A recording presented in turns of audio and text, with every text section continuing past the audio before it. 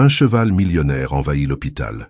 Une jeune infirmière fond en larmes lorsqu'elle découvre pourquoi.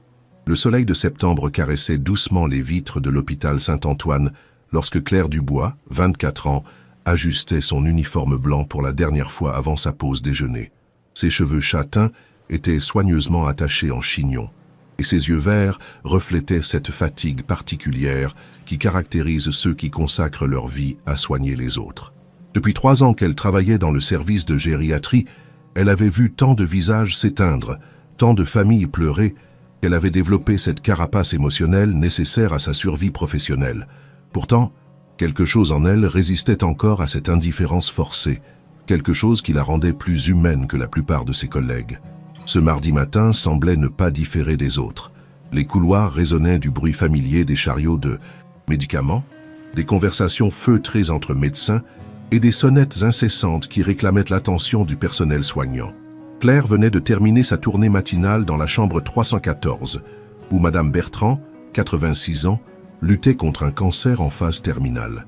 Cette femme extraordinaire, ancienne propriétaire d'un haras dans la campagne normande, lui racontait souvent ses souvenirs d'une époque où elle élevait les plus beaux chevaux de la région.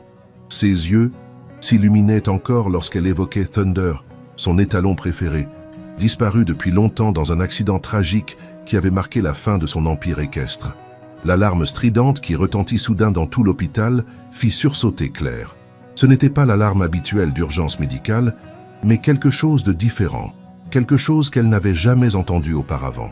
Les voix affolées du personnel de sécurité crépitaient dans les haut-parleurs.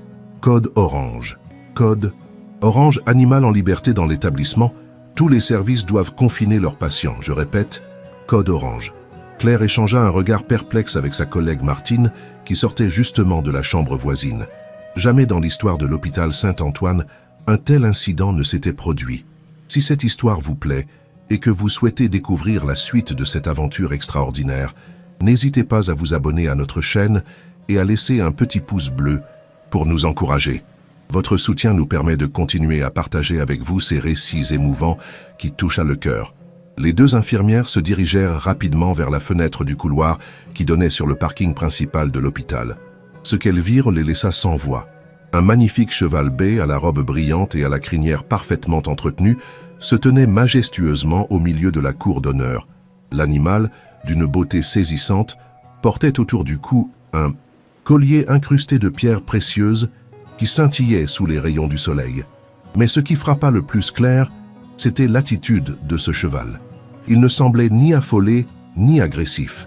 Au contraire, il regardait fixement l'entrée principale de l'hôpital avec une détermination presque humaine, comme s'il cherchait quelqu'un ou quelque chose de très précis. « Mon Dieu, regardez comme il est beau !»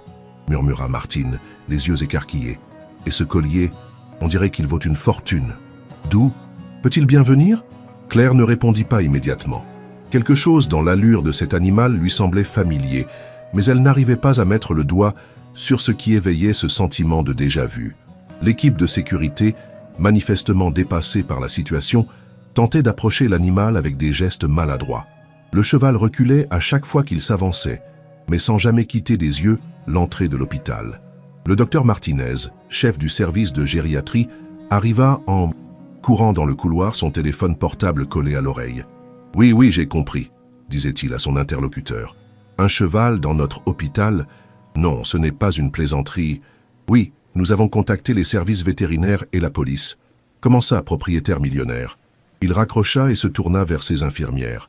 Apparemment, cet animal appartient à un certain monsieur Beaumont, héritier d'une grande fortune industrielle. Il élève des chevaux de course de très grande valeur. Celui-ci s'appelle Tonnerre d'Orage et vaut plusieurs millions d'euros. Claire sentit son cœur faire un bond dans sa poitrine. Tonnerre d'Orage. Ce nom résonnait étrangement dans sa mémoire. Où avait-elle déjà entendu ce nom? Soudain, les souvenirs affluèrent. Madame Bertrand, dans ses récits nostalgiques, avait souvent mentionné un poulain qu'elle avait vendu 20 ans plus tôt. Un poulain exceptionnel qu'elle avait appelé Thunder. En français, cela donnait tonnerre. Était-ce possible que ce soit le même animal? Mais comment un cheval aurait-il pu se souvenir après tant d'années? Et surtout, comment aurait-il pu retrouver sa maîtresse dans un hôpital? « Docteur, dit Claire d'une voix tremblante, je crois que je sais pourquoi ce cheval est là. Tous les regards se tournèrent vers elle. Madame Bertrand, la patiente de la chambre 314, elle était éleveuse de chevaux autrefois. Elle m'a souvent parlé d'un poulain qu'elle avait dû vendre il y a des années, un poulain qu'elle appelait Thunder, son préféré. Si ce tonnerre d'orage était... Elle ne termina pas sa phrase, mais tout le monde avait compris. Le docteur Martinez fronça les sourcils. « Claire, ce que vous suggérez est impossible. Un cheval ne peut pas... Il ne peut pas avoir retrouvé quelqu'un après 20 ans, et certainement pas dans un hôpital. C'est ridicule. » Mais même en prononçant ces mots, le médecin semblait moins sûr de lui. L'attitude de l'animal était vraiment troublante. Il ne se comportait pas comme un cheval égaré ou apeuré. Il semblait déterminé. Pendant ce temps, dans la cour, la situation évoluait. Tonnerre d'orage avait commencé à s'avancer vers l'entrée principale de l'hôpital. Les agents de sécurité, dépassés par les événements, avaient formé une barrière humaine pour l'empêcher de pénétrer dans le bâtiment. Mais le cheval, avec une intelligence remarquable, contournait leur tentative d'obstruction. Il avait trouvé une entrée secondaire, celle qui menait directement au service de gériatrie, comme s'il connaissait parfaitement les lieux. « Il faut faire quelque chose », déclara Claire en se dirigeant vers l'escalier. « Si c'est vraiment le Thunder de Madame Bertrand, elle a le droit de le savoir. Elle parle de lui tous les jours. C'est peut-être le dernier bonheur qu'elle puisse avoir. » Le docteur Martinez tenta de la retenir. « Claire, c'est dangereux. Nous ne savons pas comment cet animal va réagir.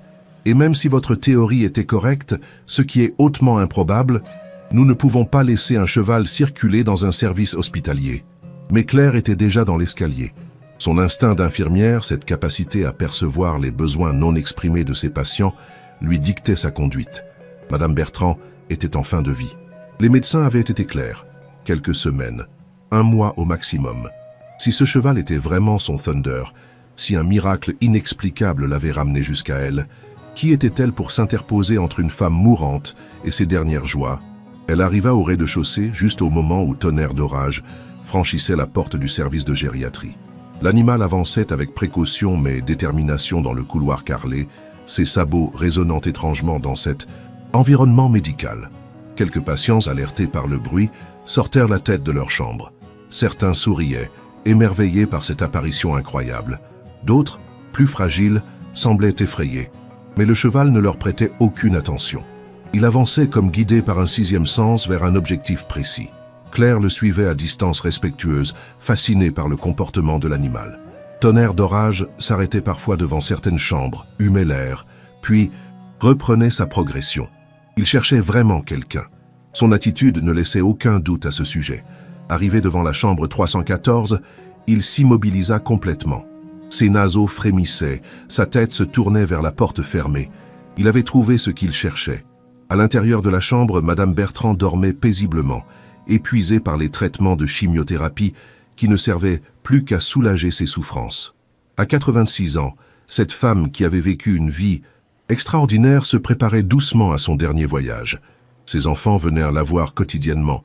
Ses petits-enfants lui apportèrent des fleurs, mais elle parlait toujours de ses chevaux d'autrefois avec cette nostalgie particulière qui caractérise ceux qui ont aimé passionnément. Claire s'approcha doucement de Tonnerre d'orage. L'animal la regarda et elle fut frappée par l'intelligence qui brillait dans ses yeux sombres. « Tu la cherches, n'est-ce pas ?» murmura-t-elle. « Tu cherches ta maîtresse. » Le cheval sembla comprendre ces paroles.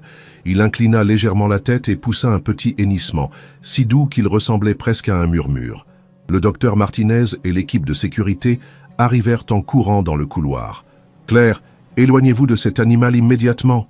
ordonna le médecin. Mais l'infirmière leva la main pour les faire taire. « Regardez-le !» dit-elle. « Il n'est pas agressif. Il est juste venu dire au revoir. » Cette phrase, prononcée avec une conviction qui la surprit elle-même, fit frissonner tout le monde. Lentement, Claire tourna la poignée de la porte de la chambre 314. Madame Bertrand ouvrit les yeux au bruit. « Claire, ma petite, qu'est-ce qui se passe ?» J'ai entendu du bruit dans le couloir. Sa voix était faible, mais ses yeux conservaient cette vivacité qui la caractérisait. « Madame Bertrand, » dit Claire d'une voix émue, « j'ai une surprise pour vous. Quelqu'un est venu vous voir. » Elle ouvrit la porte en grand. Tonnerre d'orage apparut dans l'encadrement. Pendant un long moment, le silence fut total.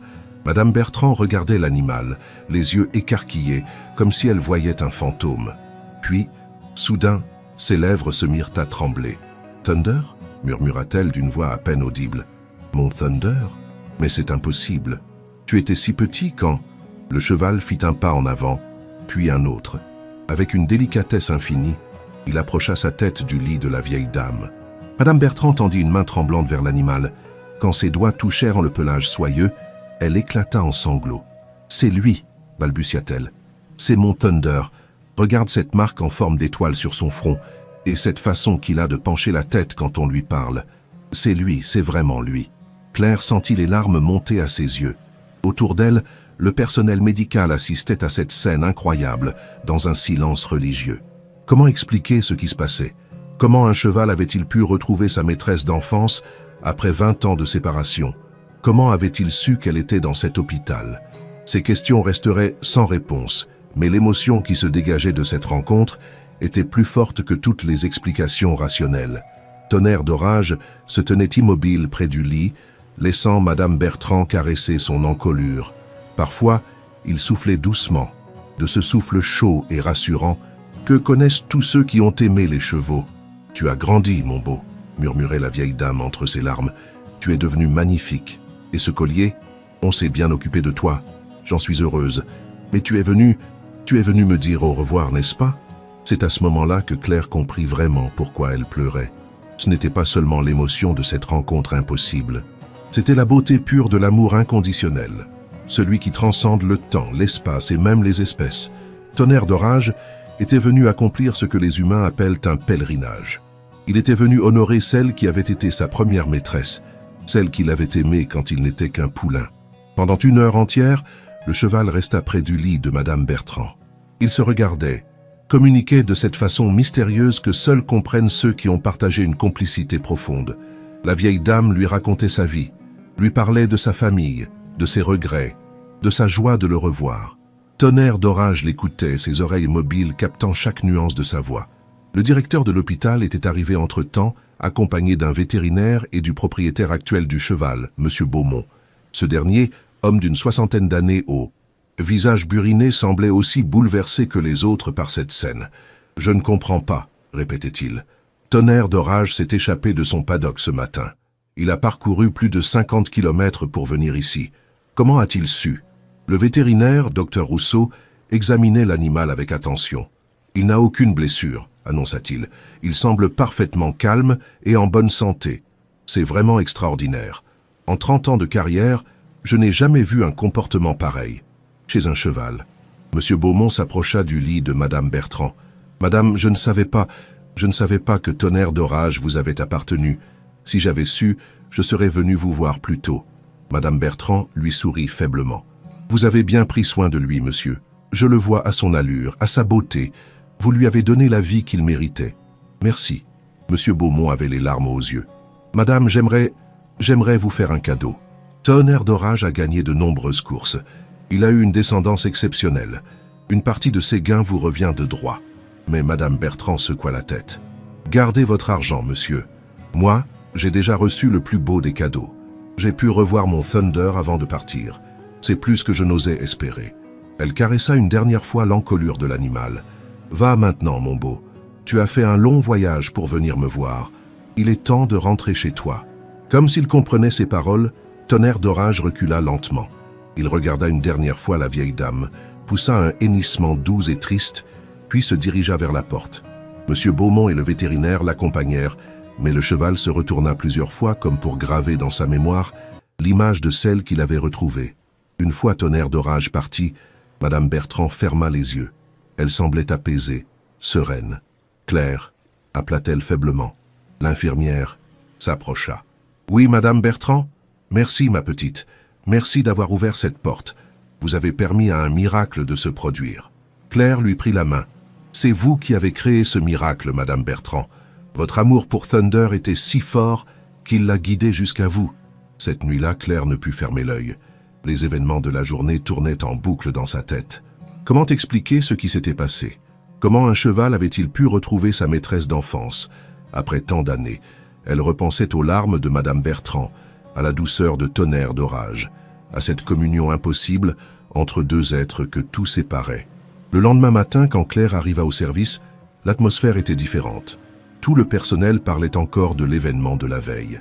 Certains tentaient des explications rationnelles. Le cheval avait peut-être gardé des souvenirs olfactifs, ou alors c'était une coïncidence extraordinaire. D'autres, plus mystiques, parlèrent de liens invisibles qui unissent les êtres qui se sont vraiment aimés.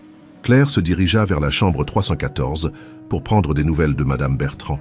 Elle la trouva assise dans son lit, les yeux brillants, plus vivante qu'elle ne l'avait été depuis des semaines. « Claire, ma petite, j'ai passé la plus belle nuit de ma vie. J'ai rêvé de Thunder, de mes chevaux, de mes écuries d'autrefois. J'ai l'impression d'avoir retrouvé une partie de moi que je croyais perdue à jamais. » Les jours suivants, Madame Bertrand sembla reprendre des forces. Elle parlait avec enthousiasme de sa rencontre avec Thunder, racontait l'histoire à tous ceux qui voulaient l'entendre. Sa famille était émerveillée de la voir si rayonnante. Ses petits-enfants écoutaient avec fascination le récit de cette visite extraordinaire. Monsieur Beaumont vint plusieurs fois à l'hôpital. Il avait développé une affection particulière pour cette vieille dame qui avait élevé son cheval préféré. Il lui apportait des photos de Tonnerre d'Orage, lui racontait ses victoires sur les champs de course, ses performances en élevage. « Il a transmis votre sensibilité à tous ses poulains, » lui dit-il un jour. « Ils ont tous cette noblesse, cette intelligence que vous aviez su développer en lui. » Une semaine après la visite de Thunder, Madame Bertrand demanda à voir Claire en privé. « Ma petite, » lui dit-elle, « je vais vous confier quelque chose. Je le sens, mon heure approche. Mais je n'ai plus peur.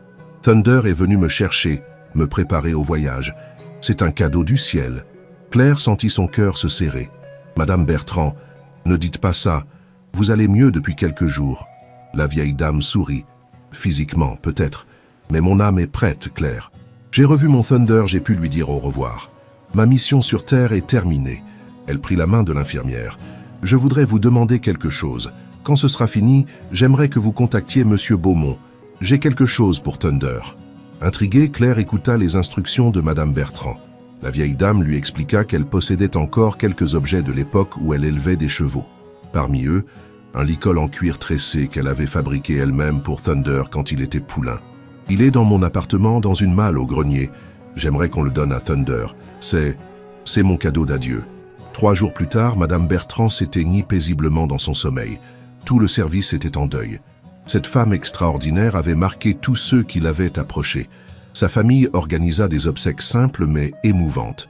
Monsieur Beaumont était présent ainsi que plusieurs membres du personnel soignant.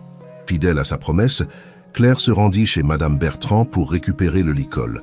L'appartement, maintenant vide, gardait encore l'empreinte de celle qui y avait vécu. Dans le grenier, elle trouva la malle dont avait parlé la défunte. À l'intérieur, soigneusement conservés, se trouvaient les souvenirs d'une vie consacrée aux chevaux, des photos jaunies, des trophées ternis, des documents d'élevage, et tout au fond, le fameux licol. C'était un ouvrage d'art.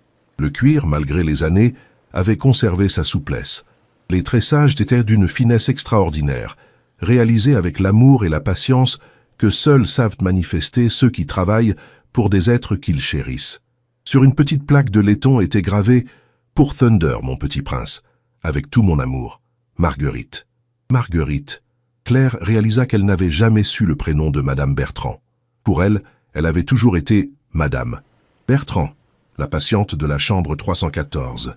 Maintenant, elle avait un prénom, une identité plus complète. Marguerite, qui avait aimé un poulain nommé Thunder et qui, 20 ans plus tard, avait reçu la visite de ce poulain devenu un magnifique étalon. Monsieur Beaumont fut très ému quand Claire lui remit le licol. « Elle l'a fait elle-même », expliqua l'infirmière. « Elle voulait que Thunder l'ait en souvenir. » L'éleveur examina l'objet avec respect. « C'est un travail de maître », murmura-t-il. « Je comprends. Maintenant d'où Thunder tient sa noblesse. Il a été élevé par une artiste. » Ils se rendirent ensemble au haras de Monsieur Beaumont. Tonnerre d'Orage était dans son paddock, magnifique sous le soleil de l'après-midi. Quand il vit arriver Claire, il hennit doucement, comme s'il la reconnaissait. « Il se souvient de vous, » dit Monsieur Beaumont, émerveillé. Les chevaux ont parfois une mémoire extraordinaire. Monsieur Beaumont passa délicatement le licol autour de l'encolure de Tonnerre d'Orage. L'animal sembla comprendre la solennité du moment.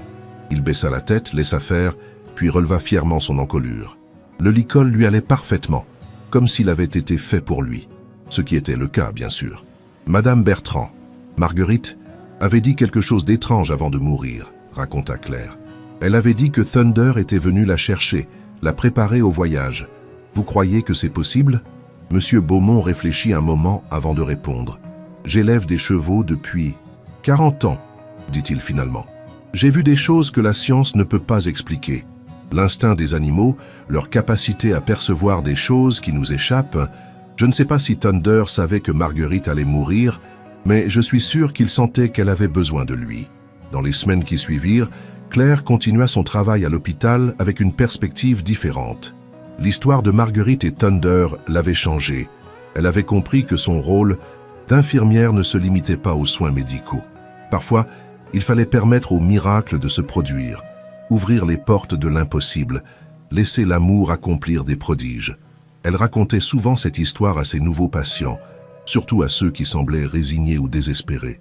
L'histoire de Tonnerre d'Orage devenait une légende dans le service de gériatrie. Certains patients demandaient à être installés dans la chambre 314, espérant que leur propre Thunder viendrait les visiter. Un jour, plusieurs mois après ces événements, Claire reçut un appel de Monsieur Beaumont. « Mademoiselle Claire, dit-il d'une voix émue, j'ai quelque chose à vous annoncer. Thunder, Tonnerre d'Orage, il va être père. Sa compagne attend un poulain pour le printemps prochain. » Claire sourit. « C'est merveilleux, Monsieur Beaumont. Marguerite aurait été si heureuse. »« C'est exactement ce que je pensais, » répondit l'éleveur. « Et j'aimerais que vous soyez la marraine de ce poulain. » Marraine d'un poulain. Claire n'aurait jamais imaginé qu'une telle proposition puisse un jour lui être faite. Mais après tout ce qu'elle avait vécu, plus rien ne l'étonnait vraiment. « J'en serais honorée, » répondit-elle. « Et j'ai déjà une idée pour le nom. »« Ah oui? Laquelle ?» demanda Monsieur Beaumont, curieux. « Si c'est une pouliche, j'aimerais l'appeler Marguerite, en souvenir. » Le printemps suivant, Claire assista à la naissance du poulain de Tonnerre d'Orage. C'était effectivement une pouliche, une petite merveille avec les mêmes yeux intelligents que son père et la même étoile blanche sur le front. Quand elle posa ses mains sur le pelage soyeux du nouveau-né, Claire eut l'impression que Marguerite était là, quelque part, et qu'elle souriait. Marguerite la pouliche grandit dans l'amour et l'attention. Monsieur Beaumont tenait Claire régulièrement informée de ses progrès.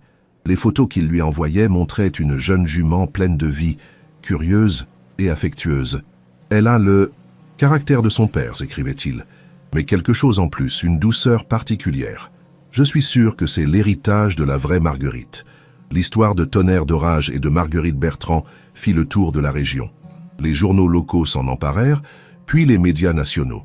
Certains parlèrent de miracles, d'autres de coïncidences extraordinaires.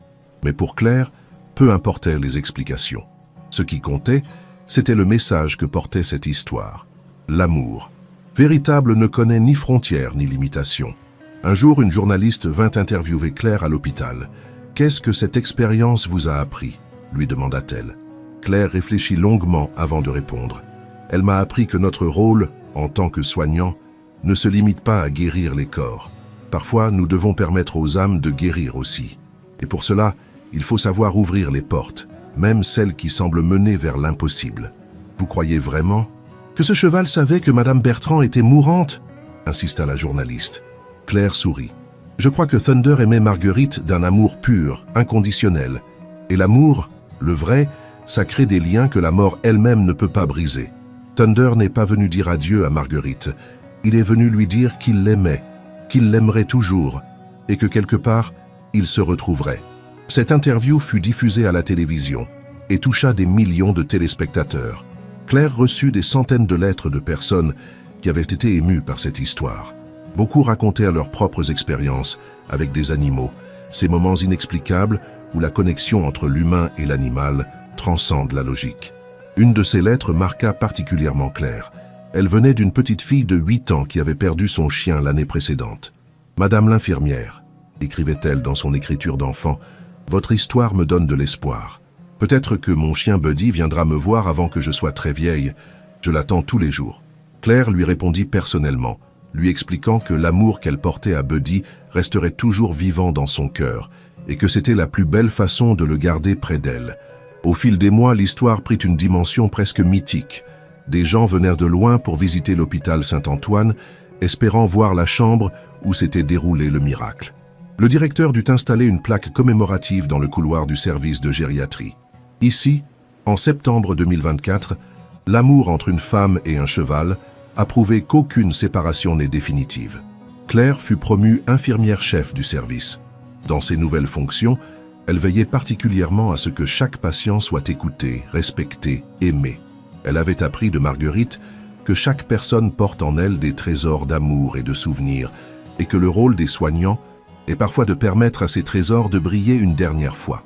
Un an après la mort de Marguerite, M. Beaumont organisa une cérémonie en sa mémoire dans son haras. Claire était l'invitée d'honneur. Tonnerre d'Orage et sa fille Marguerite étaient présents, magnifiques dans la lumière dorée du couchant. M. Beaumont avait invité tous ceux qui avaient connu l'histoire, le personnel de l'hôpital, la famille de Marguerite, des journalistes, des amoureux des chevaux. « Nous sommes réunis aujourd'hui », déclara M. Beaumont, pour honorer la mémoire d'une femme exceptionnelle qui nous a enseigné que l'amour véritable ne connaît pas de limites. Marguerite Bertrand nous a quittés, mais son héritage continue de vivre à travers Tonnerre d'Orage et sa descendance, à travers tous ceux qui ont été touchés par son histoire. Claire prit la parole à son tour. « Marguerite m'a appris que notre mission sur Terre n'est pas seulement de survivre, mais d'aimer. D'aimer si fort que cet amour puisse traverser les années, les distances, et même la mort.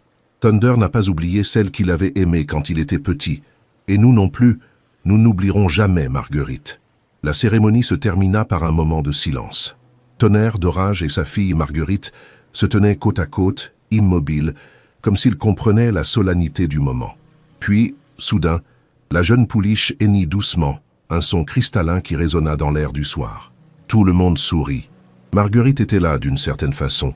Elle était là dans ce hennissement, dans ce lieu qu'elle avait aimé, dans le cœur de tous ceux qui avaient été touchés par son histoire. Aujourd'hui, plusieurs années ont passé. Claire continue son travail à l'hôpital Saint-Antoine. Elle a vu naître et grandir de nombreux poulains dans le haras de M. Beaumont, tous descendants de Tonnerre d'Orage, tous porteurs d'un peu de l'amour de Marguerite. L'histoire du cheval millionnaire qui avait envahi l'hôpital est devenue une légende locale, puis nationale, puis internationale. Des livres ont été écrits sur cette histoire, des films ont été tournés, des chansons composées. Mais pour Claire, l'essentiel reste ce qu'elle a appris ce jour de septembre où un cheval magnifique a franchi les portes de son hôpital. Elle a appris que l'amour est plus fort que tout, qu'il peut accomplir des miracles, et que parfois il suffit d'ouvrir une porte pour permettre à ces miracles de se produire. La chambre 314 porte maintenant le nom de chambre Marguerite Bertrand. Une plaque y raconte brièvement son histoire. Les patients qui y séjournent sont souvent touchés par ce récit. Certains demandent à Claire de leur raconter l'histoire complète. Elle le fait toujours avec émotion, car cette histoire fait maintenant partie d'elle. Tonnerre d'Orage est encore vivant, retraité maintenant des courses mais toujours magnifique. Il coule des jours paisibles dans le haras de M. Beaumont, entouré de sa nombreuse descendance. Parfois, quand Claire lui rend visite, elle a l'impression qu'il la reconnaît encore. Il s'approche d'elle, pose sa tête contre son épaule, et elle sent dans ce geste toute la reconnaissance d'un être qui n'a pas oublié celle qui avait permis ses retrouvailles avec Marguerite. Sa fille, Marguerite la pouliche devenue jument, a hérité de l'intelligence de son père et de quelque chose d'indéfinissable qui rappelle l'âme douce de celle dont elle porte le nom. Elle a elle-même donné naissance à plusieurs poulains, perpétuant ainsi la lignée exceptionnelle initiée par l'amour d'une femme pour un jeune cheval. L'histoire de Tonnerre d'Orage et Marguerite Bertrand est devenue bien plus qu'un fait divers extraordinaire. Elle est devenue un symbole d'espoir pour tous ceux qui doutent de la persistance de l'amour au-delà des séparations. Dans les écoles, les enseignants la racontent pour expliquer aux enfants que l'amour véritable ne meurt jamais. Dans les hôpitaux, les soignants s'en inspirent pour rappeler que leur mission dépasse les simples soins médicaux. Claire a maintenant 40 ans. Elle n'a jamais oublié cette journée de septembre qui a changé sa vie. Elle s'est mariée avec un vétérinaire rencontré lors d'une de ses visites au haras. Et ils ont eu 2 enfants. Leurs enfants ont grandi en entendant l'histoire de Thunder et Marguerite, et ils rêvent de devenir eux aussi des gardiens de ces liens mystérieux qui unissent les êtres. Chaque année, le 15 septembre, date anniversaire de la visite de Tonnerre d'Orage à l'hôpital, Claire organise une petite cérémonie dans le service de gériatrie. Les patients actuels, le personnel soignant et parfois M. Beaumont se rassemblent pour se souvenir. On lit des extraits des lettres que Marguerite avait écrites dans sa jeunesse. On regarde des photos de ses chevaux d'autrefois. On évoque cette journée extraordinaire où l'impossible était devenu réalité. L'amour, dit souvent Claire, lors de ces cérémonies, c'est la seule force capable de vaincre le temps et la distance. Thunder l'a prouvé ce jour-là. Il a prouvé qu'aimer, vraiment aimer, c'est créer des liens éternels. Ces mots résonnent toujours profondément dans le cœur de ceux qui les entendent, car ils portent en eux la vérité de cette expérience vécue. Mais l'histoire de Tonnerre d'Orage et Marguerite Bertrand était loin d'être terminée. Les répercussions de cette rencontre extraordinaire allaient se faire sentir pendant de nombreuses années, touchant des vies de manière inattendue et créant une chaîne d'événements qui prouverait une fois de plus que l'amour véritable peut transformer le monde. 3 ans après la mort de Marguerite, un jeune homme de 25 ans nommé Antoine Moreau se présenta à l'hôpital Saint-Antoine.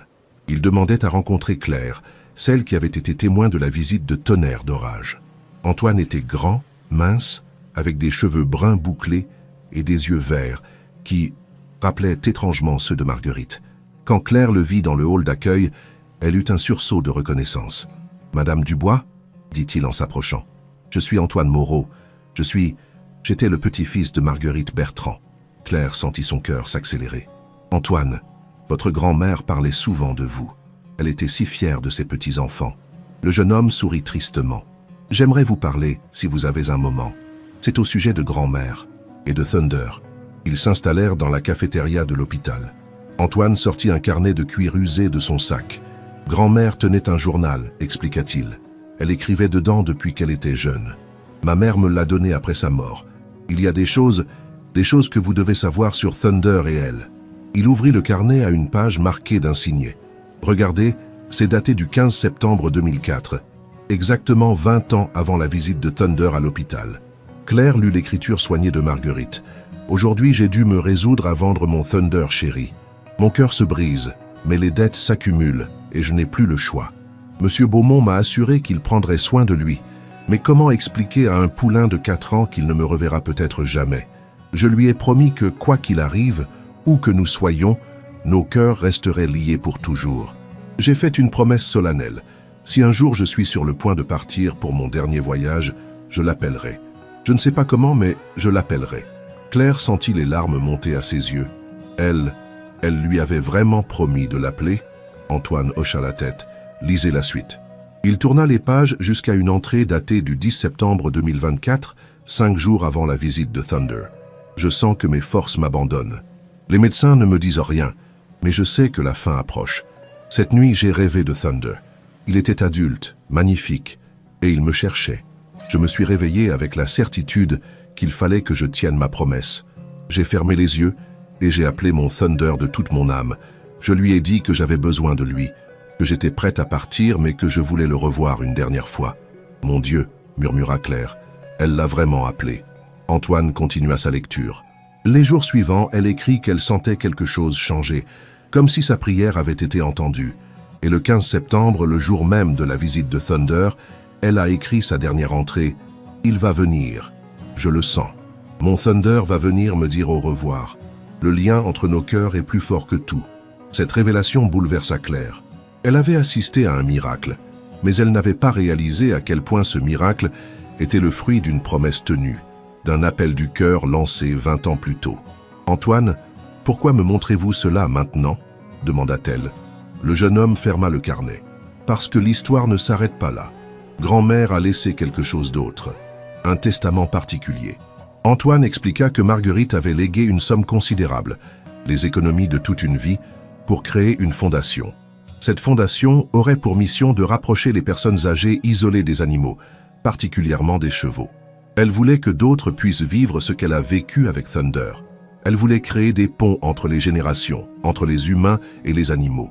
Et elle vous a nommé, vous, comme présidente d'honneur de cette fondation, ajouta Antoine en souriant. Claire resta bouche bée. Moi? Mais pourquoi moi? Parce que, selon ses propres mots, Claire a été l'ange qui a ouvert la porte du miracle. Si quelqu'un peut comprendre l'importance de ces liens, c'est bien elle. Dans les semaines qui suivirent, Claire se plongea dans ce nouveau projet avec passion. La fondation Marguerite Thunder voyait le jour, avec pour siège social une magnifique propriété léguée par la défunte. Monsieur Beaumont accepta immédiatement de devenir partenaire de la fondation, mettant à disposition ses chevaux et son expertise.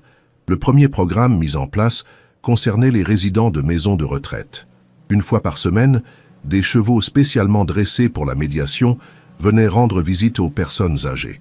L'effet était spectaculaire. Des patients qui ne parlaient plus depuis des mois retrouvaient la parole au contact de ces animaux. D'autres, jusque-là renfermés et dépressifs, s'épanouissaient littéralement.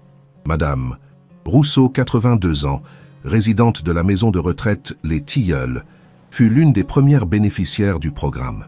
Ancienne couturière, elle avait sombré dans une dépression profonde après la mort de son mari. Elle ne parlait plus, ne sortait plus de sa chambre, refusait même de prendre ses repas. Quand Caramel, une jument de 12 ans à la robe dorée, entra dans le salon de la maison de retraite, Madame Rousseau leva les yeux pour la première fois en mois. Elle ressemble à Bijou, murmura-t-elle, parlant pour la première fois depuis des semaines. Bijou avait été la jument de son enfance, à la ferme de ses grands-parents. Les larmes coulèrent sur ses joues, quand elle caressa l'encolure de Caramel. « Bijou, ma petite Bijou ». À partir de ce jour, Madame Rousseau retrouva goût à la vie. Elle attendait impatiemment la visite hebdomadaire de Caramel, s'habillait avec soin pour l'occasion et avait même recommencé à tricoter, des couvertures pour les chevaux de la Fondation. Ses succès encourageaient Claire et son équipe à développer de nouveaux programmes. Ils créèrent des ateliers intergénérationnels où grands-parents et petits-enfants pouvaient ensemble apprendre à s'occuper des chevaux. Des enfants handicapés bénéficiaient également de séances d'équithérapie. Peu à peu, la Fondation Marguerite Thunder devenait une référence dans le domaine de la médiation animale. Un jour, une lettre particulière arriva au bureau de Claire. Elle venait de Sarah Mitchell, une jeune Américaine de 28 ans qui avait lu l'histoire de Thunder et Marguerite dans un magazine international. Sarah expliquait qu'elle était vétérinaire spécialisée dans les chevaux de course et qu'elle souhaitait venir en France pour rencontrer Claire et M. Beaumont. « Votre histoire m'a profondément marqué », écrivait-elle. « Je travaille avec des chevaux depuis 10 ans, mais je n'avais jamais réalisé à quel point leur lien émotionnel pouvait être profond. J'aimerais apprendre de votre expérience. » Sarah arriva en France un mois plus tard. C'était une jeune femme énergique, aux cheveux roux et aux taches de rousseur, avec cette passion pour les chevaux qui brillait dans ses yeux bleus. Sa rencontre avec Tonnerre d'Orage fut émouvante. Le vieil étalon, maintenant âgé de 24 ans, s'approcha d'elle avec curiosité. « Il a quelque chose de spécial », dit-elle à M. Beaumont. « On sent qu'il a vécu des choses extraordinaires. » Sarah décida de prolonger son séjour pour étudier les méthodes de la Fondation. Elle s'installa dans une petite chambre d'hôte près du haras et passa ses journées à observer les interactions entre les chevaux et les bénéficiaires des programmes. Son expertise vétérinaire apportait un éclairage scientifique aux intuitions de Claire et de son équipe. « Ce que vous faites ici, dit-elle un soir à Claire, c'est révolutionnaire. Vous ne soignez pas seulement le corps, vous soignez l'âme. Et les chevaux sont des partenaires extraordinaires pour cela. » Sarah proposa d'écrire un livre sur les méthodes de la Fondation, un ouvrage qui pourrait servir de guide à d'autres organisations dans le monde entier. Pendant ce temps, la descendance de Tonnerre d'Orage continuait de grandir et de se multiplier. Marguerite la jeune, maintenant âgée de 5 ans, était devenue une magnifique jument B, réplique presque parfaite de son père. Elle avait hérité de son intelligence et de sa sensibilité, mais aussi de quelque chose d'indéfinissable qui rappelait l'âme douce de celle dont elle portait le nom. M. Beaumont avait confié Marguerite la jeune à la Fondation. Elle était devenue la star des programmes de médiation, capable de s'adapter à tous les publics avec une patience et une douceur remarquables. Les enfants l'adoraient. Les personnes âgées trouvaient en elle un réconfort immense, et même les plus réticents finissaient par succomber à son charme. Un automne, Claire reçut un appel qui allait encore changer le cours de l'histoire. L'appelant se présentait comme le Dr James Morrison, directeur d'un hôpital pour enfants à Londres. « Madame Dubois, dit-il dans un français approximatif, j'ai entendu parler de votre fondation et de l'histoire de Thunder. Nous avons ici un petit garçon, Thomas, 8 ans. Il est en phase terminale d'un cancer. Il ne parle plus depuis des semaines, mais hier, sa mère a lu votre histoire dans un magazine. Thomas s'est animé pour la première fois en mois. Il a dit qu'il voulait voir Thunder. » Claire sentit son cœur se serrer. « Docteur Morrison, Tonnerre d'Orage a maintenant 24 ans. C'est un très vieil âge pour un cheval. Je ne suis pas sûr qu'il puisse voyager jusqu'en Angleterre. Et si nous venions, nous ?» proposa le médecin. « La famille de Thomas a les moyens de financer le voyage. Ils sont prêts à tout pour redonner espoir à leur fils. Après consultation avec M. Beaumont et le vétérinaire, il fut décidé que Marguerite la jeune ferait le voyage à Londres à la place de son père. Elle porte en elle l'héritage de Thunder et de Marguerite, expliqua Claire au docteur Morrison. Si quelqu'un peut apporter le réconfort que vous cherchez, c'est bien elle. Le voyage de Marguerite la jeune à Londres fut organisé dans les moindres détails. Sarah, qui était maintenant devenue un membre à part entière de l'équipe, accompagna la jument. L'hôpital pour enfants de Londres avait aménagé un espace spécial dans son jardin pour accueillir l'animal. Thomas était un petit garçon aux cheveux blonds et aux yeux bleus délavés par la maladie. Quand il vit Marguerite la jeune, ses yeux s'illuminèrent pour la première fois depuis des semaines. « C'est elle, murmura-t-il. C'est la fille de Thunder. » Il s'approcha lentement de la jument, tendit sa petite main vers son museau. Marguerite la jeune se pencha vers lui avec une douceur infinie, comme si elle comprenait la fragilité de cet enfant. Pendant 3 jours, Thomas passa tout son temps libre avec Marguerite la jeune. Il lui racontait ses peurs, ses rêves, ses espoirs. La jument l'écoutait, répondait par de petits hennissements doux, posait parfois sa tête contre la joue du petit garçon. Les médecins étaient émerveillés par la transformation de Thomas. Il mangeait de nouveau, parlait, riait, même parfois. « Marguerite, dit-il un jour à la jument, tu crois que quand je serai au ciel, je pourrai voir Thunder et la vraie Marguerite ?» La jument le regarda de ses grands yeux intelligents, comme si elle comprenait la question. « Moi, je crois que oui, continua Thomas. Je crois qu'ils m'attendent tous les deux. » Thomas s'éteignit paisiblement 2 semaines après le retour de Marguerite la jeune en France. Ses derniers mots furent pour remercier Thunder et Marguerite de lui avoir donné du courage. Ses parents écrivirent une lettre bouleversante à Claire. « Vous avez redonné la paix à notre fils dans ses derniers moments. Grâce à vous, il n'avait plus peur. Comment pourrions-nous jamais vous remercier ?» Cette expérience marqua profondément toute l'équipe de la Fondation. Elle leur fit prendre conscience que leur mission dépassait largement ce qu'ils avaient imaginé au départ. Ils ne se contentaient plus d'apporter du réconfort. Ils aidaient les gens à affronter leurs peurs les plus profondes, y compris celle de la mort. La Fondation développa alors un nouveau programme spécialement destiné aux enfants malades, en partenariat avec plusieurs hôpitaux pédiatriques. Des chevaux spécialement formés rendaient visite aux petits patients. Les résultats étaient spectaculaires. Diminution de l'anxiété, amélioration du moral, parfois même accélération de la guérison. Un jour, M. Beaumont appela Claire avec une nouvelle qui allait encore enrichir cette saga extraordinaire. « Claire, j'ai quelque chose d'incroyable à vous annoncer. Un éleveur en Irlande vient de me contacter. Il possède un cheval très âgé, une jument de 28 ans, qui s'appelle Lady Margaret. Il a fait des recherches sur son pedigree et il a découvert que c'était la mère de Thunder. Elle est encore vivante, Claire. La mère de Thunder est encore vivante. » Cette nouvelle fit l'effet d'une bombe. La mère de Tonnerre d'Orage, que tout le monde croyait morte depuis longtemps, coulait une retraite paisible dans un pré irlandais. L'éleveur Seamus O'Brien avait acheté Lady Margaret très âgée sans connaître son histoire. Ce n'est qu'en lisant l'histoire de Thunder dans un journal qu'il avait fait le rapprochement. « Elle est en excellente santé pour son âge », expliqua Seamus au téléphone. « Quand j'ai lu l'histoire de son fils et de Marguerite, j'ai eu les larmes aux yeux. Cette jument mérite de finir ses jours entourée de sa famille. Si vous le souhaitez, je serais honoré de vous la confier. » L'arrivée de Lady Margaret au haras de M. Beaumont fut un événement extraordinaire. Tonnerre d'Orage, malgré ses 24 ans, sembla reconnaître sa mère. Les retrouvailles entre la vieille jument et son fils furent émouvantes. Ils se reniflèrent longuement, se frottèrent l'encolure, communiquèrent de cette façon mystérieuse que seuls comprennent les chevaux. Lady Margaret rencontra aussi sa petite-fille, Marguerite la jeune. La transmission entre les 3 générations était saisissante. On voyait clairement les ressemblances physiques, mais aussi cette noblesse de caractère qui semblait se transmettre de génération en génération. Sarah, qui travaillait maintenant sur son livre, était fascinée par cette généalogie équine. « C'est extraordinaire », disait-elle. « On peut suivre l'évolution des traits de caractère sur 3 générations. Lady Margaret a cette sagesse sereine des grands âges. Thunder a cette intensité émotionnelle qui l'a poussé à retrouver Marguerite, et Marguerite la jeune combine les deux. La sagesse de son arrière-grand-mère et la sensibilité de son père. » Le livre de Sarah, intitulé « Les liens invisibles, comment les chevaux guérissent les âmes », sorti l'année suivante, et devint rapidement un best-seller international. Il racontait non seulement l'histoire de Thunder et Marguerite, mais aussi toutes les histoires qui en avaient découlé. Le livre était traduit en 15 langues et inspirait la création de fondations similaires dans le monde entier. Claire reçut des invitations du monde entier pour parler de son expérience. Elle se rendit en Australie où un hôpital de Sydney voulait développer un programme de médiation équine.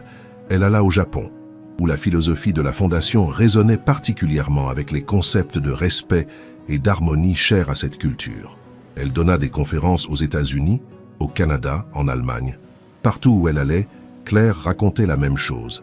L'amour véritable ne connaît pas de frontières. Il peut naître entre une femme et un poulain, grandir pendant des années de séparation et triompher de tout, même de la mort. Notre rôle en tant qu'humain est de permettre à cet amour de s'exprimer, de créer les conditions pour que les miracles puissent se produire. Pendant ce temps, en France, la fondation continuait de grandir. Elle comptait maintenant 15 chevaux, une équipe de 20 personnes et des programmes dans toute la région.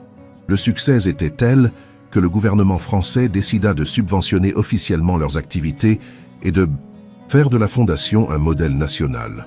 Un matin de printemps, Claire reçut un appel qui allait apporter une nouvelle dimension à leur travail. L'appelante était Dr Elena Rodriguez, psychiatre spécialisée dans le traitement des traumatismes. « Madame Dubois, dit-elle, je travaille avec des vétérans de guerre qui souffrent de stress post-traumatique. J'ai lu l'histoire de votre fondation et je me demandais si vos chevaux pourraient aider nos patients. Cette idée ouvrait un nouveau champ d'action.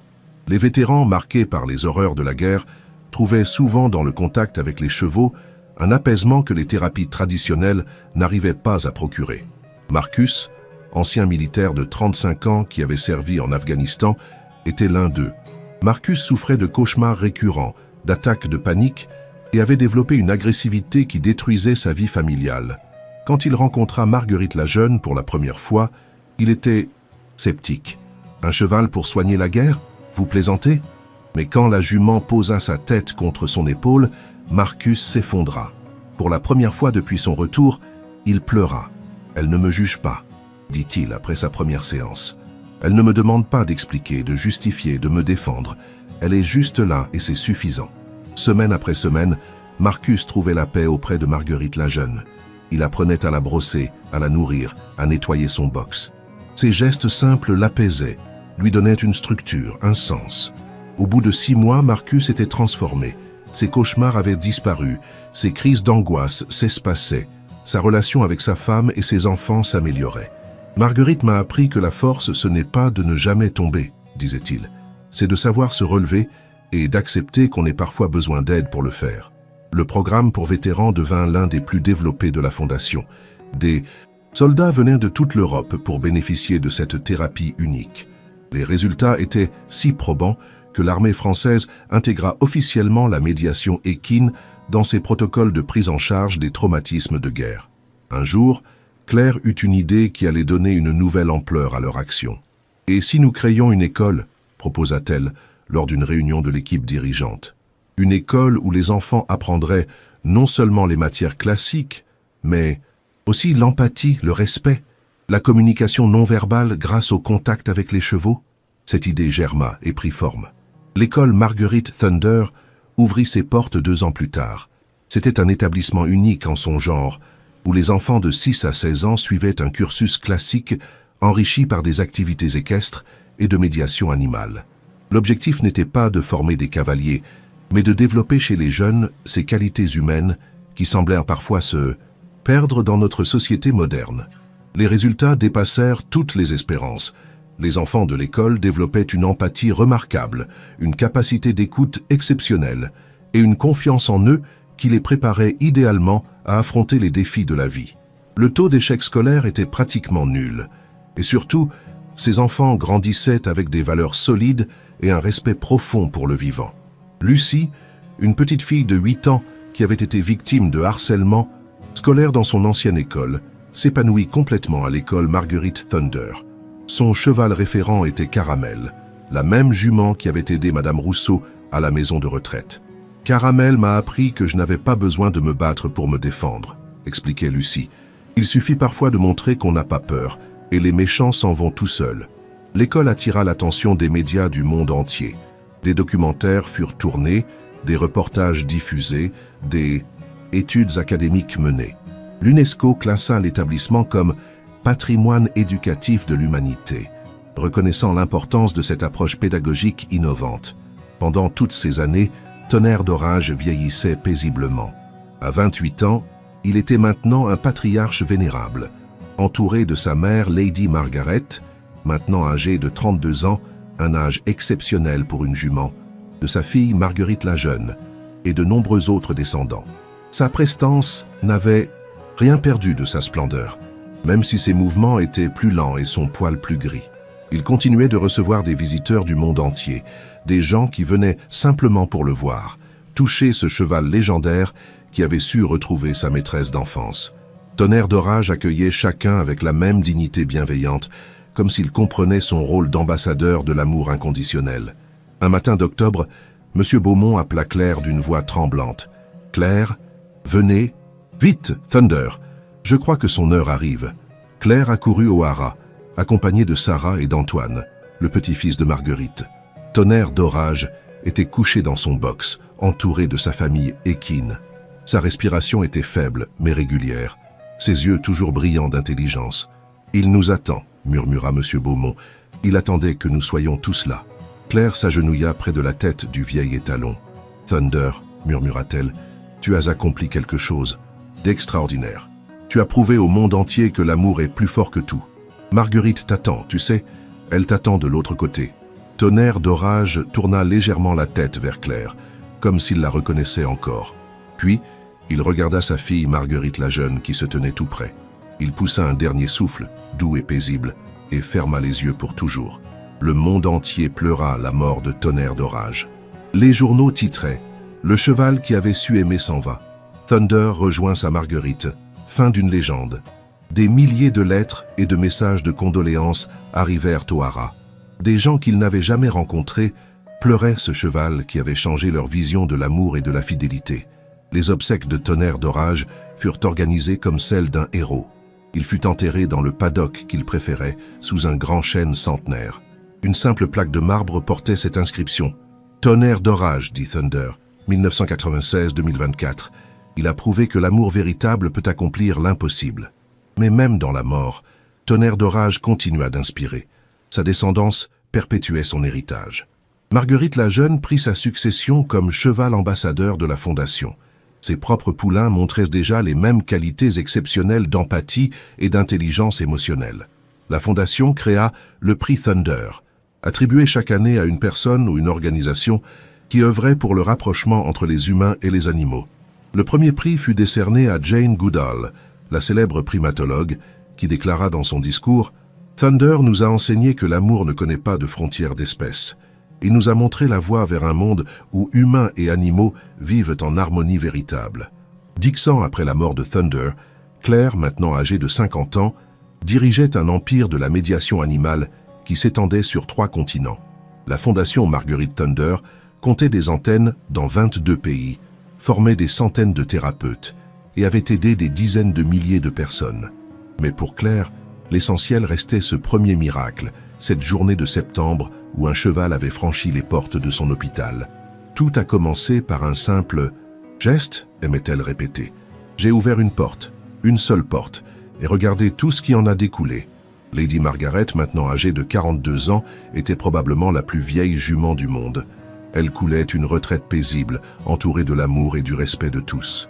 Parfois, quand Claire la visitait, elle avait l'impression que la vieille jument gardait en elle tous les souvenirs, ceux de Thunder Poulain, de Marguerite jeune femme, de cette époque bénie où tout semblait possible.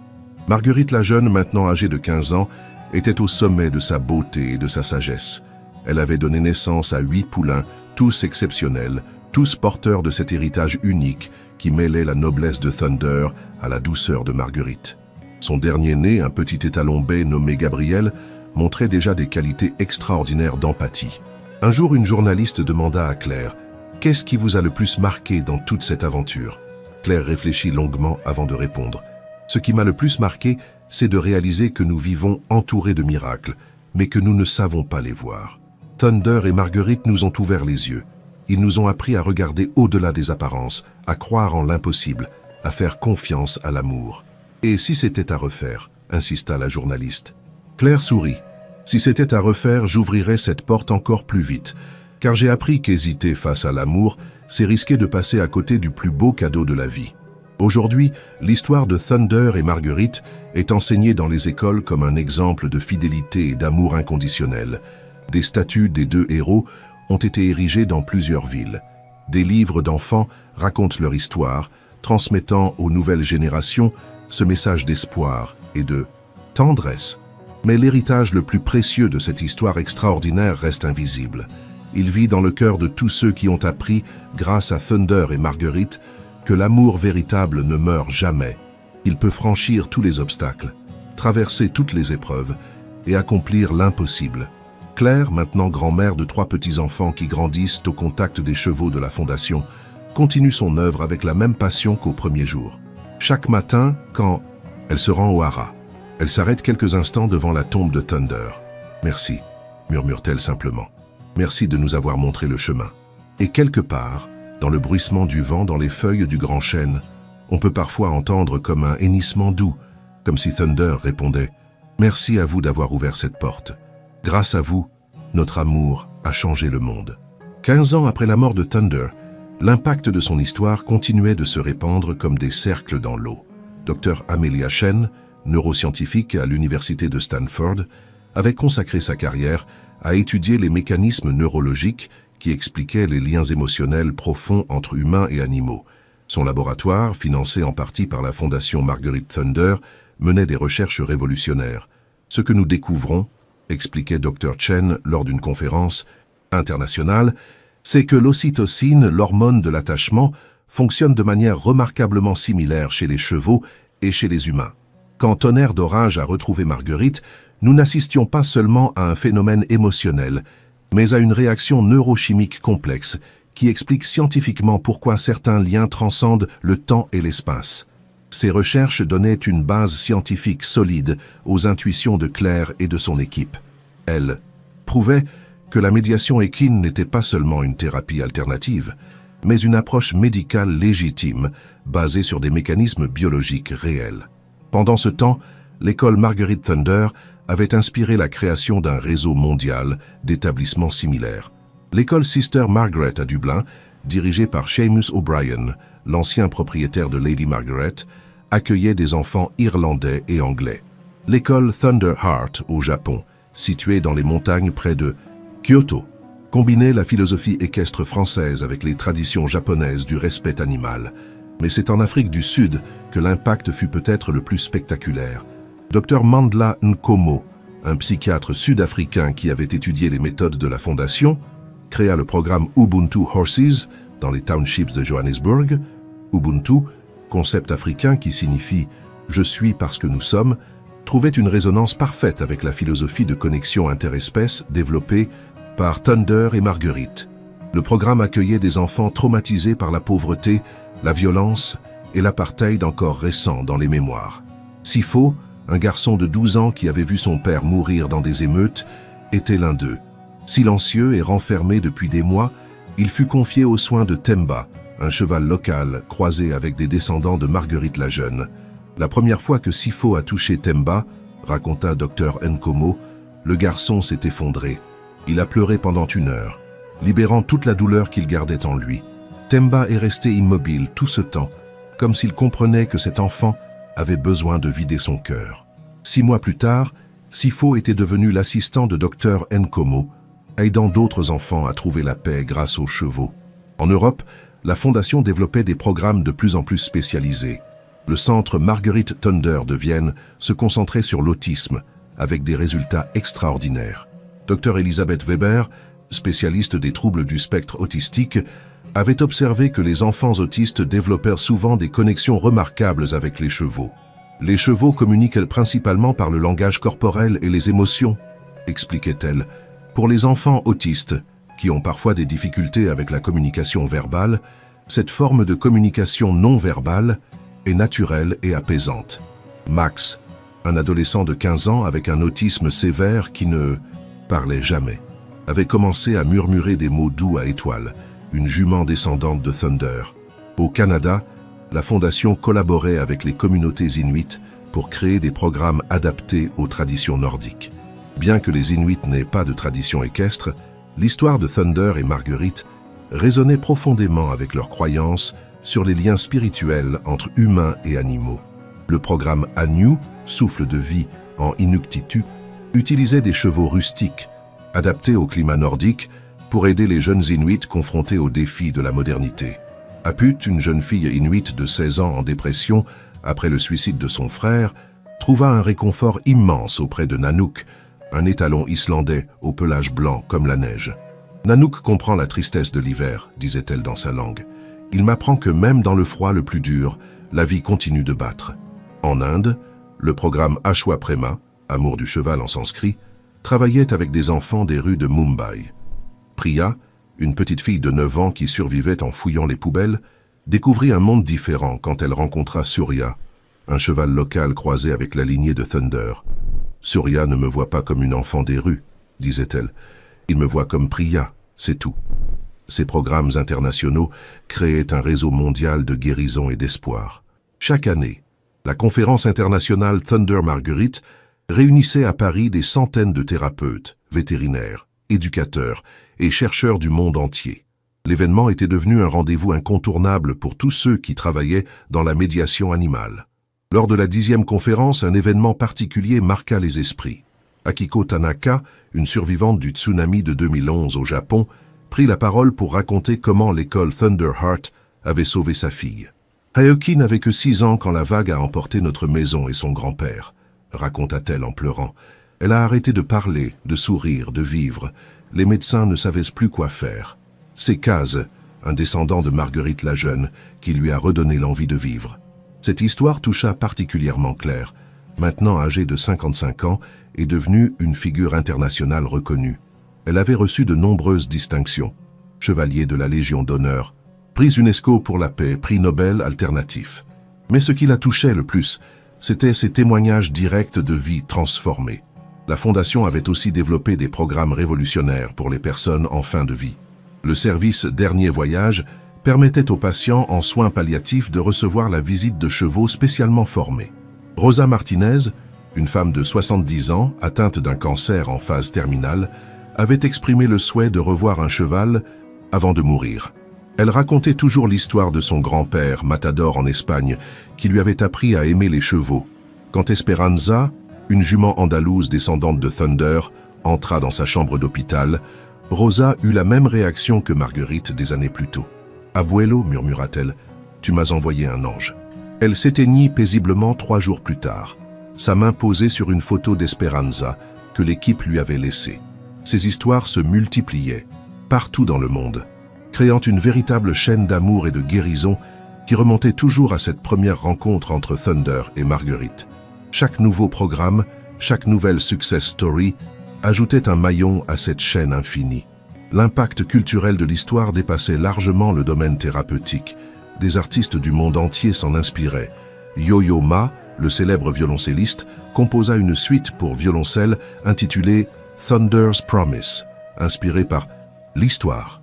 La première, donnée à Carnegie Hall, fit pleurer tout l'auditoire. « Cette musique, déclara Yo-Yo Ma, exprime ce que les mots ne peuvent dire, l'universalité de l'amour qui transcende toutes les barrières. » Le réalisateur Steven Spielberg acquit les droits de l'histoire pour en faire un film. Thunder, une promesse d'amour, sorti 5 ans plus tard, et devint l'un des films les plus émouvants de sa carrière. Le rôle de Claire fut interprété par Meryl Streep qui déclara « Jouer Claire m'a rappelé pourquoi je fais ce métier.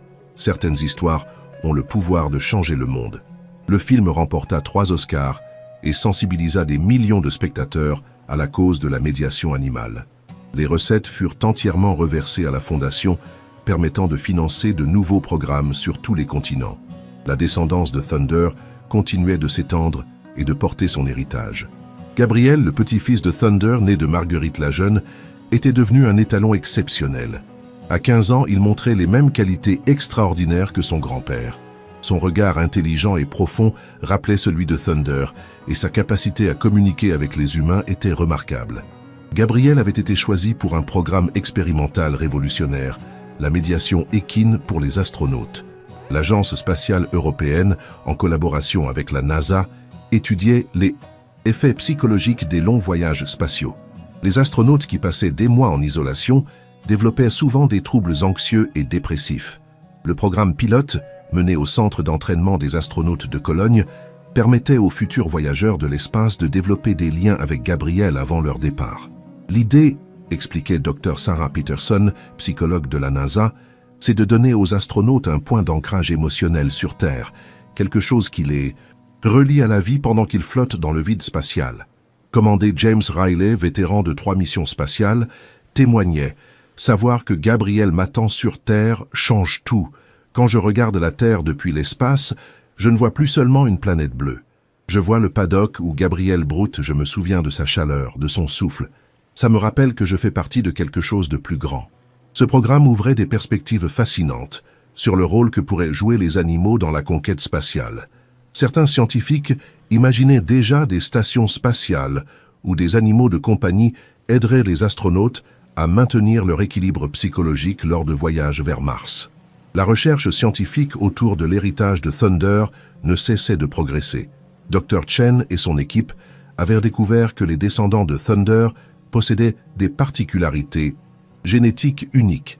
Leur système neurologique montrait une plasticité exceptionnelle, leur permettant de s'adapter remarquablement bien aux émotions humaines. Nous pensons, expliquait Dr Chen, que les traits de caractère développés par Thunder et transmis à sa descendance représentent une évolution accélérée. En quelque sorte, l'amour intense partagé avec Marguerite a modifié l'expression génétique de Thunder, créant une lignée de chevaux naturellement doués pour la thérapie. Ces découvertes révolutionnaient la compréhension scientifique de l'hérédité comportementale. L'Université de Cambridge créa une chaire de génétique émotionnelle comparative spécialement dédiée à l'étude de ces phénomènes. L'impact économique de la fondation était également considérable. Le modèle Thunder Marguerite avait créé des milliers d'emplois dans le monde entier, thérapeutes équins, soigneurs spécialisés, formateurs, chercheurs, administrateurs. L'Organisation mondiale de la santé reconnut officiellement la médiation équine comme thérapie complémentaire, ouvrant la voie à des remboursements par les systèmes de santé publics. La France, berceau de l'histoire, devint le leader mondial de cette nouvelle industrie thérapeutique. Le gouvernement créa un pôle d'excellence en médiation animale, dont le siège était installé dans la propriété même où vivait Lady Margaret, maintenant âgée de 47 ans, et probablement la plus vieille jument du monde. Lady Margaret était devenue une légende vivante. Des vétérinaires du monde entier venaient l'étudier pour comprendre les secrets de sa longévité exceptionnelle.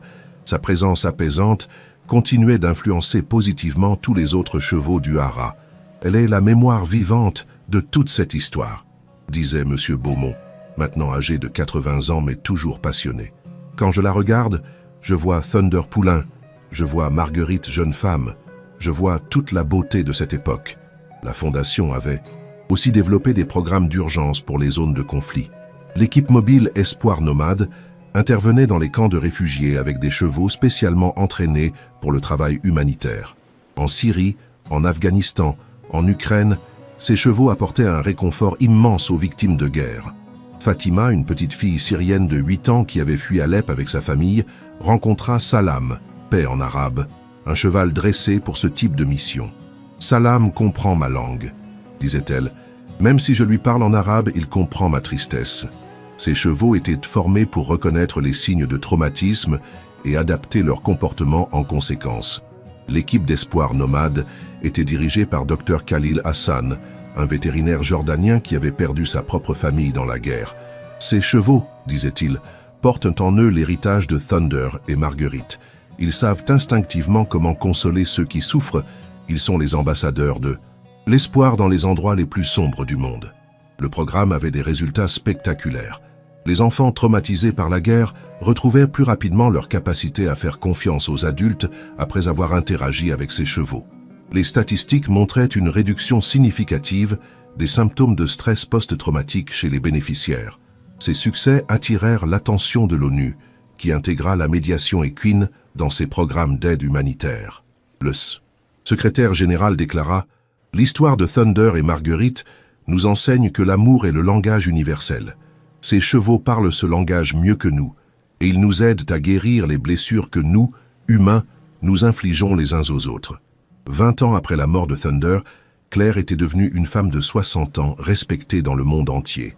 Elle avait écrit plusieurs livres sur son expérience, donné des centaines de conférences, formé des milliers de thérapeutes, mais elle n'avait jamais oublié ses racines. Chaque semaine, elle retournait travailler quelques heures dans le service de gériatrie de l'hôpital Saint-Antoine. « C'est là que tout a commencé », disait-elle. « C'est là que je me ressource. » La chambre 314, maintenant appelée chambre Marguerite Bertrand, recevait encore des patients en fin de vie. Beaucoup demandaient spécifiquement à y séjourner, espérant que la magie du lieu les aiderait dans leurs derniers moments. Un jour, Claire y accueillit M. Chen Wei, un homme de 90 ans d'origine chinoise qui avait émigré en France dans sa jeunesse. Il était mourant et n'avait plus de famille. Dans ses affaires, les infirmières trouvèrent une photo jaunie d'un jeune homme avec un cheval. « C'était en Chine », murmurait-il. « Mon Feng, mon petit vent. » Il courait plus vite que le vent. Claire comprit immédiatement. Cet homme avait vécu sa propre histoire d'amour avec un cheval, 70 ans plus tôt, de l'autre côté du monde. Elle appela Gabriel, maintenant âgé de 20 ans et successeur de Marguerite la Jeune, comme cheval principal de la fondation. Quand Gabriel entra dans la chambre 314, M. Chen ouvrit des yeux qu'on croyait éteints à jamais. « Feng » murmura-t-il en chinois. « Tu es venu, tu as grandi, mon petit vent. » Gabriel s'approcha du lit, avec cette délicatesse infinie qu'avait eue son grand-père Thunder. M. Chen passa sa main tremblante sur l'encolure du cheval. « Merci » dit-il en français. « Merci d'être venu. » Il s'éteignit paisiblement le lendemain, un sourire sur les lèvres. Cette scène, qui se répétait régulièrement avec des variantes, rappelait à Claire que l'histoire de Thunder et Marguerite n'était qu'un exemple parmi tant d'autres de ces liens extraordinaires qui unissent humains et animaux. Thunder et Marguerite nous ont ouvert les yeux, disait-elle souvent. Ils nous ont appris à voir ces liens qui existent partout, mais que nous ignorions. La Fondation lança alors le projet « Mémoire partagée », un programme de collecte de témoignages sur les relations exceptionnelles entre humains et animaux. Des milliers d'histoires affluèrent du monde entier. Celle d'un chien qui avait retrouvé son maître après 5 ans de séparation, celle d'un dauphin qui avait sauvé un enfant autiste, celle d'un éléphant qui pleurait son soigneur décédé. Chaque histoire, expliquait Claire, nous rappelle que nous ne sommes pas seuls sur cette planète. Nous faisons partie d'un grand réseau d'amour et de compassion qui inclut toutes les espèces. Thunder et Marguerite nous l'ont montré, mais ils ne sont que les symboles visibles d'une réalité bien plus vaste. Le projet aboutit à la création du Musée mondial des liens interespèces, inauguré à Paris en présence de dirigeants du monde entier. Le musée, construit sur l'ancien site de l'hôpital Saint-Antoine qui avait été rénové, racontait l'histoire de Thunder et Marguerite, mais aussi celle de tous ces liens extraordinaires qui tissent la toile de la vie. L'inauguration fut un moment historique. Lady Margaret, maintenant âgée de 50 ans et toujours en remarquable forme, fut amenée spécialement pour l'occasion. Sa présence émut tous les invités. « Elle est le témoin vivant de cette histoire », déclara le président de la République française. Elle porte en elle la mémoire de tous ces amours qui transcendent les espèces. Gabriel, désormais chef de file de la 4e génération, des descendants de Thunder accompagnaient son arrière-grand-mère. À ses côtés se trouvaient ses propres poulains, Espoir, Lumière et Harmonie, qui portaient tous les gènes exceptionnels de cette lignée unique. Le discours de Claire lors de l'inauguration restera dans les mémoires. Il y a 25 ans, j'ai ouvert une porte. Derrière cette porte, il y avait un cheval qui cherchait sa maîtresse d'enfance. Aujourd'hui, nous ouvrons les portes de ce musée.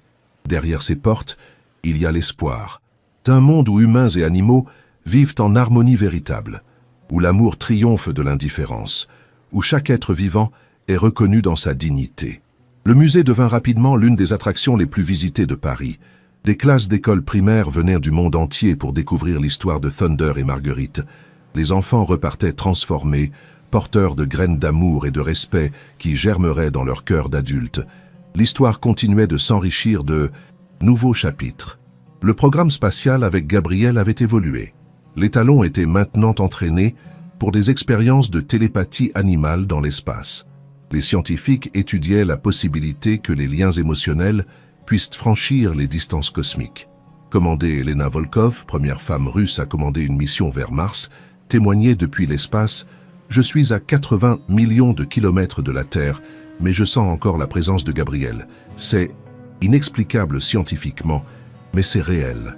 Cet animal m'a donné une force que je n'aurais jamais trouvée dans aucun manuel d'astronautique. Ces expériences ouvrirent des perspectives vertigineuses sur la nature de la conscience et des liens émotionnels. Certains scientifiques commençaient à parler d'un champ morphique qui relierait tous les êtres vivants, une théorie qui trouvait dans l'histoire de Thunder et Marguerite une illustration parfaite. La technologie moderne permettait maintenant de nouvelles applications des enseignements de Thunder. Des applications de réalité virtuelle recréaient l'expérience de la médiation équine pour les personnes qui ne pouvaient pas accéder aux vrais chevaux. Des robots thérapeutiques s'inspirèrent des comportements de Gabriel et de ses descendants pour aider les personnes isolées. Mais Claire insistait toujours sur l'irremplaçable authenticité du contact direct. Aucune technologie ne pourra jamais reproduire la chaleur d'un souffle. De cheval sur votre joue, le réconfort d'une encolure où poser sa tête, la sagesse d'un regard qui vous accepte sans jugement. Thunder nous l'a appris. L'amour véritable ne se virtualise pas. À 65 ans, Claire préparait sa succession. Elle avait formé une nouvelle génération de dirigeants pour la fondation, tous imprégnés de la philosophie Thunder Marguerite. Sarah, l'ancienne vétérinaire américaine, était devenue sa bras droit. Antoine, le petit-fils de Marguerite, dirigeait maintenant les programmes internationaux. Mais le plus important héritage de Claire était peut-être cette armée silencieuse de milliers de personnes dans le monde qui avaient été touchées par l'histoire et qui, à leur tour, créaient des ponts d'amour et de compassion dans leur quotidien. Chaque geste de tendresse envers un animal, chaque main tendue vers un être en souffrance, chaque porte ouverte à l'impossible portait en lui l'esprit de Thunder et Marguerite. L'histoire de Tonnerre d'orage et Marguerite Bertrand n'est pas seulement un récit du passé. C'est une promesse pour l'avenir, la promesse qu'aussi longtemps qu'il y aura des cœurs capables d'aimer vraiment, des miracles continueront de se produire et qu'il suffira toujours de quelqu'un d'assez courageux pour ouvrir la porte. Nous espérons que cette histoire extraordinaire de Tonnerre d'orage et Marguerite Bertrand vous a touché autant qu'elle nous a émus en l'écrivant. Si vous avez aimé découvrir ce récit d'amour inconditionnel qui transcende les années et même les espèces, n'hésitez pas à vous abonner à notre chaîne pour ne manquer aucune de nos histoires émouvantes. Votre petit pouce bleu nous encourage énormément à continuer de partager avec vous ces moments qui prouvent que l'amour véritable peut accomplir des miracles. Merci de nous avoir accompagnés dans cette aventure extraordinaire et rendez-vous très bientôt pour de nouvelles histoires qui réchauffent le cœur.